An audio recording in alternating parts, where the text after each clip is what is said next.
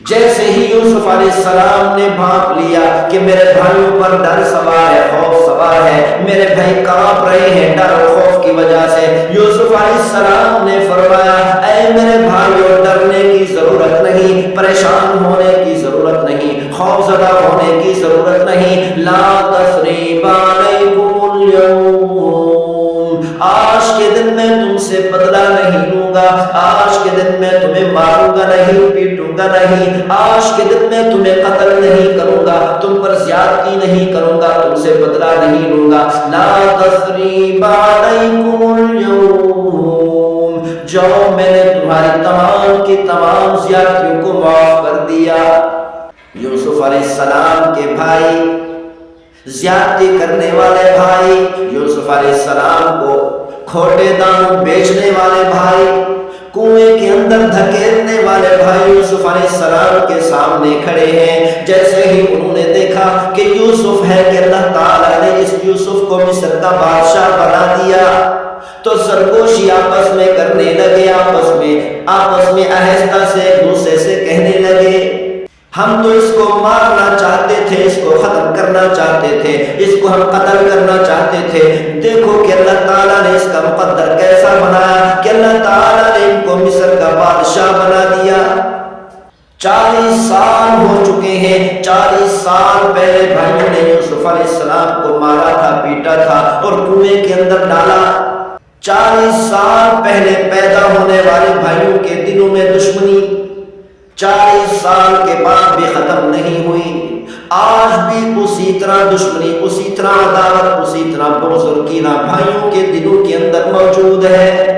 چاہیے تو یہ تھا کہ بھائی آگے بڑھ کر دوڑ کر یوسف علیہ السلام سے معذرت کرتے، معافی مانگتے، معافی مانگنا تو دور کی بات، معذرت کرنا تو دور کی بات، سرگوشی کر رہے ہیں، ایسا آواز سے ایک دوسرے سے کہہ رہے ہیں کہ ہم تو قتل کرنا چاہتے تھے، یوسف کو ختم کرنا چاہتے تھے، یہ تو مصر کا بادشاہ بن گیا۔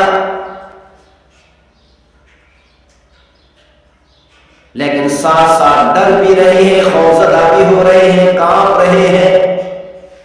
جسم پر ٹانگوں پر کپ کپی تاری ہے۔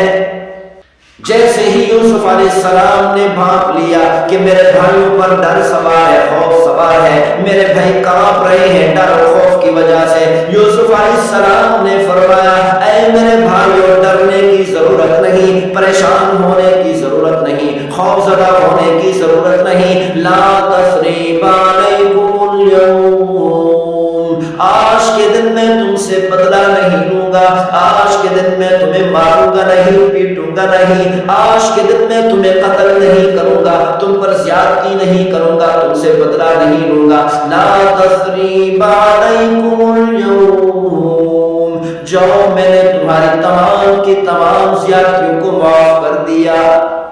40 سال گزرنے کے باوجود بھائیوں کے دلوں سے نفرت ختم نہیں ہوئی، عداوت اور دشمنی ختم نہیں ہوئی، بغض اور کینہ ختم نہیں ہوا، لیکن یوسف علیہ السلام نے جیسے ہی اپنے بھائیوں کو معاف کیا، معاف کرنے کی برکت سے 40 سالہ پرانی دشمنی، 40 سال کی پرانی عداوت، 40 سال کا پرانا بغض اور کینہ محبت میں تبدیل ہو گیا۔ سارے کے سارے بھائی یوسف علیہ السلام کے قدموں میں گر گئے،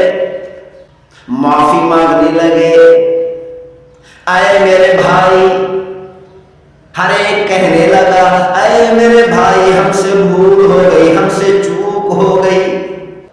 اسی لیے فرمایا کہ معاف کرنے میں اللہ نے وہ طاقت رکھی ہے جو بادشاہت میں بھی نہیں ہے، معاف کرنے میں اللہ تعالیٰ نے وہ طاقت رکھی ہے جو دولت میں نہیں، جو سونا چاندی ہیرے جواہرات میں نہیں، جو بادشاہت میں نہیں، جو فوج کے اندر نہیں، جو اسلحے کے اندر نہیں۔ اللہ تعالیٰ نے معاف کرنے کے اندر بادشاہت سے بھی زیادہ، دولت سے بھی زیادہ، مال سے بھی زیادہ، سونا چاندی ہیرے جواہرات سے بھی زیادہ، اللہ تعالیٰ نے بڑی بڑی سلطنت سے بھی زیادہ طاقت رکھی ہے، اللہ تعالیٰ نے بڑے بڑے عہدوں سے بھی زیادہ معاف کرنے میں طاقت رکھی ہے۔ پیغمبر صلی اللہ علیہ وسلم نے ارشاد فرمایا الصلاۃ معراج المؤمنین، نماز مومنوں کا معراج معراج ہے۔ اور ارشاد فرمایا یسجد المؤمن علی قدمي اللہ، جب مسلمان بندہ، جب ایمان والا بندہ سجدہ کرتا ہے وہ یقین کر لے کہ اللہ کے قدموں پر سر رکھ کر سجدہ کرتا ہے۔ حضرت محمد یحییٰ رحمۃ اللہ علیہ فرماتے ہیں، حضرت محمد یحییٰ رحمۃ اللہ علیہ لمبا سجدہ کیا کرتے تھے، جب بھی فرض نماز پڑھتے، نفل ادا کرتے، سنن پڑھتے، ہر سجدے کو لمبا کیا کرتے تھے، ہر سجدے کے اندر 21 مرتبہ کہا کرتے تھے سبحان ربی الاعلی۔ کسی نے پوچھا حضرت آپ اتنی لمبا سجدہ کیوں کرتے ہیں؟ حضرت محمد یحییٰ رحمۃ اللہ علیہ نے فرمایا مجھے ایسے محسوس ہوتا ہے کہ میں نے اپنا سر اللہ کے قدموں پر رکھ دیا، سر اٹھانے کو بھی دل نہیں چاہتا۔ اسی لیے پیغمبر صلی اللہ علیہ وسلم نے ارشاد فرمایا اقرب ما یکون العبد من ربہ فی الصلاۃ، بندہ اللہ تعالیٰ کے سب سے زیادہ قریب نماز کے اندر ہوتا ہے، بندہ اپنے پروردگار کے سب سے زیادہ قریب نماز میں ہوتا ہے، سجدے میں ہوتا ہے۔ پیغمبر صلی اللہ علیہ وسلم نے ارشاد فرمایا جب مسلمان بندہ نماز کا آغاز کرتا ہے اللہ تعالیٰ اپنا رخ نماز پڑھنے والے کی طرف فرما لیتے ہیں، اپنی توجہ نماز پڑھنے والے پر مرکوز فرما دیتے ہیں۔ پیغمبر صلی اللہ علیہ وسلم نے ارشاد فرمایا جب تک یہ نماز پڑھنے والا بندہ اپنا رخ اللہ تعالیٰ سے نہ پھیرے اس وقت تک پروردگار اپنا رخ نہیں پھیرتے۔ جب تک نماز پڑھنے والا اپنی توجہ اللہ تعالیٰ سے نہیں ہٹاتا اس وقت تک اللہ تعالیٰ اپنی توجہ نماز پڑھنے والے سے نہیں ہٹاتے۔ اسی لیے ہر مسلمان کو چاہیے، ہر نماز پڑھنے والے کو چاہیے کہ پیغمبر صلی اللہ علیہ وسلم نے ارشاد فرمایا ان تعبد اللہ کأنک تراه، او میرے نماز پڑھنے والے امتی اللہ تعالیٰ کی عبادت اس طرح کیا کر گویا کہ تو اللہ کا دیدار کر رہا ہے۔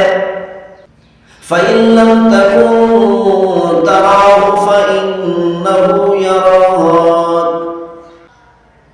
اگر تم یہ تصور نہیں کر سکتا کہ میں پروردگار کا دیدار کر رہا ہوں، کم از کم اتنا تصور تو کر لیا کر کہ یقیناً پروردگار میرا محبوب مجھے دیکھ رہا ہے۔ اسی لیے اللہ تعالیٰ نے فرمایا او میرے بندے دنیا کے اندر تو ہر نماز میں دن کے اندر 5 مرتبہ تصور کیا کر، خیال کیا کر میں اپنے پروردگار کا دیدار کر رہا ہوں، قیامت والے دن میں اپنا حقیقی دیدار تجھے کرا دوں گا۔ پیغمبر صلی اللہ علیہ وسلم نے ارشاد فرمایا کم از کم درجہ یہ ہے کہ نماز پڑھنے والا تصور کرے، خیال کرے کہ میرا محبوب، میرا پروردگار مجھے دیکھ رہا ہے۔ کیونکہ جب محبت کرنے والا یہ سمجھتا ہے کہ میرا محبوب مجھے دیکھ رہا ہے تو اس کی حالت بھی بدل جاتی ہے، اس کی کیفیت بھی بدل جاتی ہے۔ ایک مجرم کو، ڈاکو کو کوڑے مارے جا رہے ہیں، 10-20 کوڑے مارے گئے، لیکن اس ڈاکو نے سی تک بھی نہیں کی، اف تک بھی نہیں کیا۔ کسی نے پوچھا اللہ کے بندے تجھے 20 کوڑے مارے گئے، تو نے سی تک بھی نہیں کیا، تو نے اف تک بھی نہیں کیا، اس کی وجہ کیا ہے؟ اس ڈاکو نے کہا کہ مجھے کسی نے بتایا کہ میرا محبوب مجھے دیکھ رہا ہے،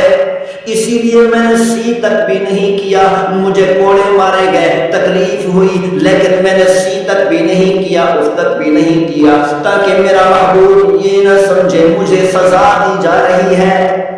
اس سے معلوم یہ ہوا جب انسان کو محبت کرنے والے کو پتہ چلتا ہے، معلوم ہوتا ہے کہ میرا محبوب مجھے دیکھ رہا ہے تو اس کی کیفیت ہی بدل جاتی ہے۔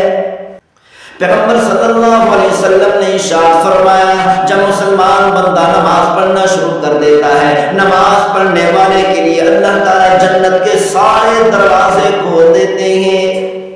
جب مسلمان بندہ نماز پڑھنا شروع کر دیتا ہے تو اللہ تعالیٰ فرماتے ہیں فرشتوں سے کہ میرے سامنے سے میرے نماز پڑھنے والے بندے کے درمیان سے سارے کے سارے پردے ہٹا دو۔ تو اللہ تعالیٰ اپنے سامنے اور اپنے نماز پڑھنے والے بندے کے درمیان سارے کے سارے پردے ہٹا دیتے ہیں۔